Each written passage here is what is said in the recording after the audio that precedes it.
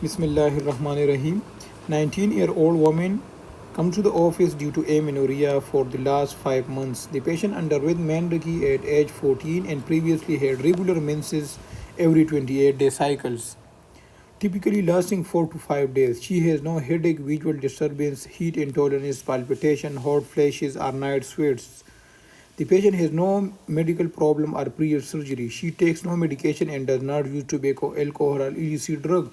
The patient is a national gymnastic champion and attends the local college. She has never been sexually active. Blood pressure is 110 by 60, pulse is 54 per minute, height is 165 centimeter, and BMI is 20 kg.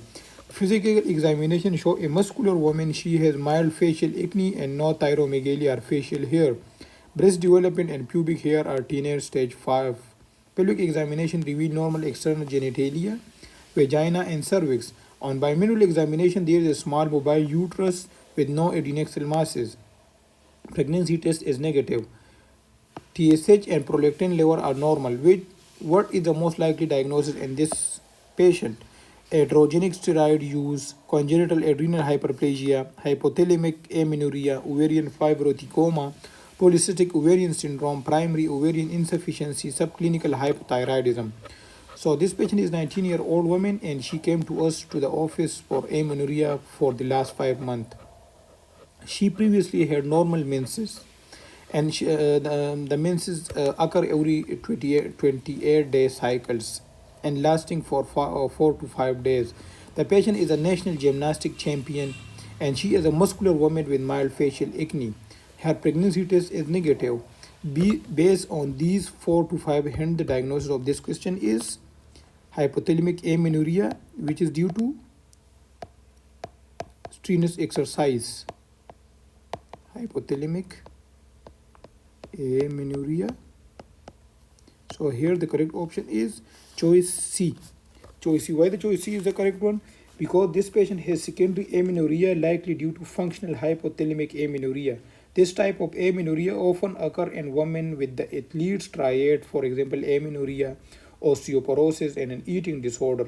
They are thought to have relative caloric deficiency secondary to inadequate nutritional intake compared to the amount of energy expended. So women have decreased gonadotropin releasing hormone with a subsequent decrease in LH secretion, resulting in estrogen deficiencies. These women are at increased risk for conditions associated with estrogen deficiencies, including infertility, vaginal atrophy, breast atrophy, and in decreased bone mineral density. Come to the incorrect one. Androgenic steroid use and congenital adrenal hyperplasia. I will explain both A and B together. So androgenic steroid use and congenital adrenal hyperplasia present with virilization. For example, male pattern baldness, deepening of voice, scleromegaly, and hypertension. Patient using androgenic steroid also present with aggressive behavior and mood disorder, which are not seen in this patient. Choice D, ovarian fibroadenoma. So ovarian fibroadenoma, a type of ovarian 6-cord stromal tumor, may secrete androgen but more commonly secrete estrogen. This patient has no evidence of excess androgen. For example, hirsutism or estrogen, breast tenderness, and no adnexal masses.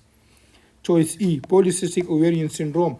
So patient with PCOS, that is polycystic ovarian syndrome, have sign of androgenic excess, for example, severe nodulocystic acne on the chest and back, obesity, and enlarged ovaries on examination. Choice F, primary ovarian insufficiency. So patient with primary ovarian insufficiency typically have vasomotor symptoms, for example, hot flashes, night sweats associated with amenorrhea. Primary ovarian insufficiency is typically associated with a concomitant autoimmune disorder or Turner syndrome. Choice G, subclinical hyperthyroidism. So patient with subclinical hyperthyroidism is typically asymptomatic with having a decreased TSH level.